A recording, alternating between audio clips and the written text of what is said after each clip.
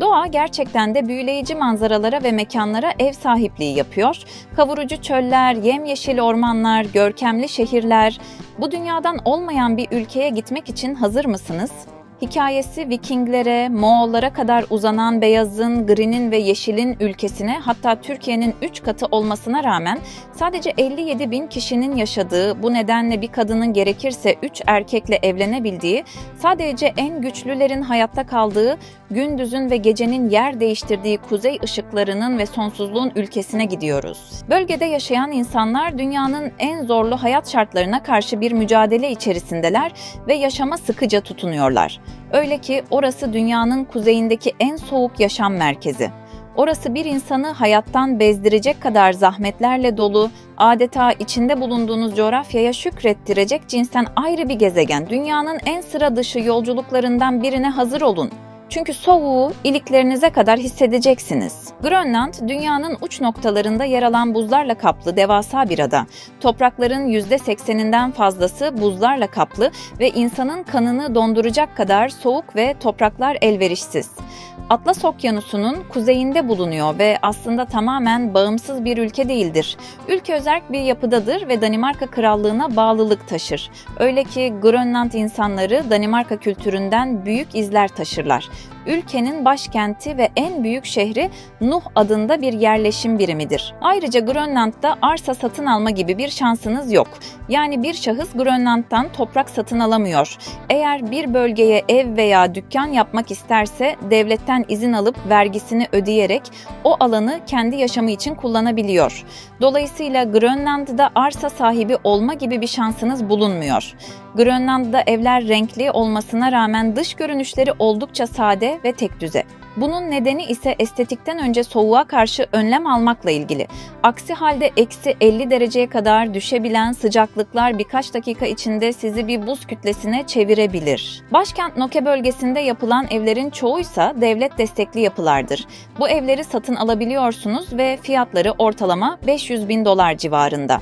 Öte yandan Grönland buzdan donmuş kadar sert bir kaya gibidir ve şüphesiz ki herkese hitap etmez. Bölgede dondurucu soğuk nedeniyle su yetersiz ve belediye su dağıtımı yapıyor. Keyfine düşkün halkın düzenli çalışma hayatı yok. İşin tuhaf kısmı bu durumun önüne geçebilen işveren de yok. Çünkü çalışabilecek kişileri bulmak zor. Ülkede internet gibi teknolojide yetersiz çünkü uydu sistemi ile dağıtım yapılıyor. İnternet hızı dahi çok yavaş. Buzullarla kaplı yaşamanın zor olduğu bu bölgede alkol içme oranı yüksek ve boşanmalar sık yaşanmakta. Grönland'daki avcıların en büyük yardımcıları halen kızak köpekleri.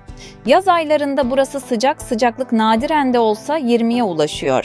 Ancak kışın eksi 50 derecelik soğukluk kimseyi şaşırtmaz. Çoğumuz filmlerde veya videolarda Sibirya kurtlarının birer ulaşım aracı olarak kullanıldığını görmüştür. Oldukça sıradan, hatta kültürlerinin bir parçası olarak yorumlanabiliyor. Köpeklerin bu durumdan memnun olmadığı belli olsa da avcılar tarafından kurtlar ulaşım aracı aktif olarak kullanılıyor. Neyse ki motorlu kar kızakları Sibirya kurtlarının yerini almaya başladı. Bu durum sevimli Sibirya kurtlarının daha rahat ve yorucu olmayan bir hayat yaşamasına olanak sağlıyor. En sıra dışı manzaraları fok balıklarının ve ren geyiklerinin halk ile iç içe olduğu, kanolarla denize açıldığınızda katil balinalarının yanınızdan geçtiği, zorlu turizm tecrübesi yaşayacağınız ülke çok ilginçtir ama burada bir kadının 3 erkekle bile evli olduğunu görebilirsiniz. İlk duyduğunuzda şaşırdığınızın farkındayım ama Grönland'da her şeyin temelinde hayatta kalma çabası yatıyor.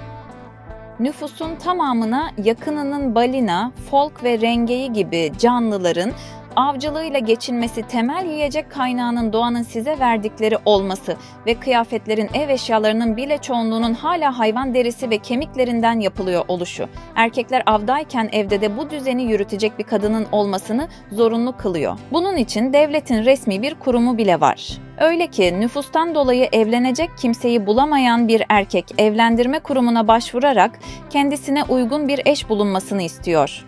Fakat sonuç olumsuzsa başka birinin karısı ikinci ya da üçüncü kocasıyla ev düzenini yürütme görevini üstleniyor. Ama kafanız karışmasın. Bu evlilikler resmi değil, cinsellik içermiyor ve çok ender görülüyor. Buradaki durum evde kadın olmayan bir adamın avladığı hayvanların kırklarını hazırlayacak, ev işlerini, ev bakımını yapacak bir yardımcı tutması aslında. Yoksa o toplum hayatta kalamaz. Durum tamamen Grönland yerlilerinin evliliği ortak çalışmak olarak görmelerinden kaynaklı. Aslında buna ikinci ve üçüncü kocalarla evlilik demek bile doğru seçilmemiş bir isimlendirme. Gerçekten şaşırtıcı, ancak mesele hayatta kalmak olduğunda birçok şey sıradanlaşabiliyor. Grönland, gerek eşsiz manzaraları, gerek ilginç kültürüyle dünyadan izole bir şekilde yaşayan nefes kesici bir ülke. Atalarının Vikingler olduğunu düşününce yerel halkın neden avcılıkta bu kadar başarılı olduğunu da anlıyoruz. Peki bu insanlar buzdan kaplı olan karayla hiçbir bağlantısı olmayan bu adaya nasıl geldiler dersiniz? 1200 yıl kadar önce Norveçli ve İzlandalı denizciler Brown'da keşfederler. O ana kadar Grönland Avrupalılar tarafından asla bilinmemekteydi.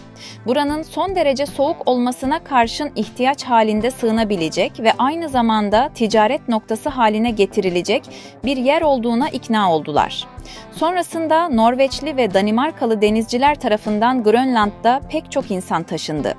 Ardından ticaret kolonileri kurulmaya başladı ve İskandinavlar ticareti ve tarımı geliştirmeye çalıştılar. Fakat uzun vadede başarılı olamadılar. Hatta sanılanın aksine Grönland topraklarında yaşamın kalıcı hale gelememesinin, nüfusun artmamasının asıl sebebi soğuk havalar değildi.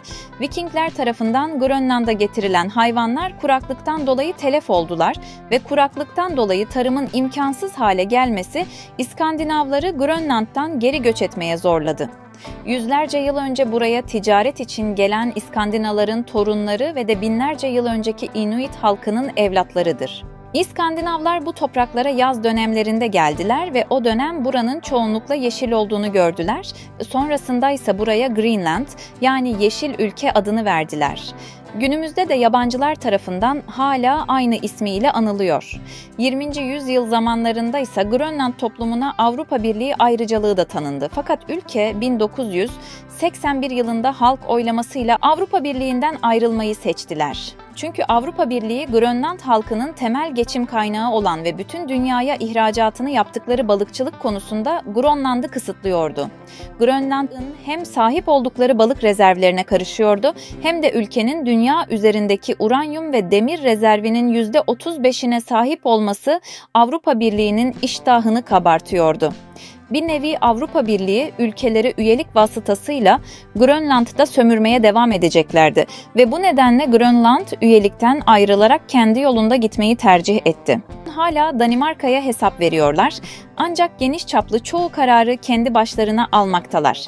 Zaten Danimarka olmadan hayatta kalmaları imkansız görünüyor. Danimarka her yıl 1 milyar dolara yakın bir bütçeyi Grönland'daki yaşamın devam etmesi için harcıyor. Çünkü Grönland talimatının mülkü konumundadır ve tüm dünya bunu kabul eder. Zira adanın altında çıkarılmayı bekleyen tonlarca uranyum ve demir bulunuyor. Turist gözüyle bakacak olursak, 3 UNESCO mirasına ev sahipliği yapan Grönland'ın imkanınız varsa kesinlikle tatil rotasyonunuza eklemenizi öneriyoruz.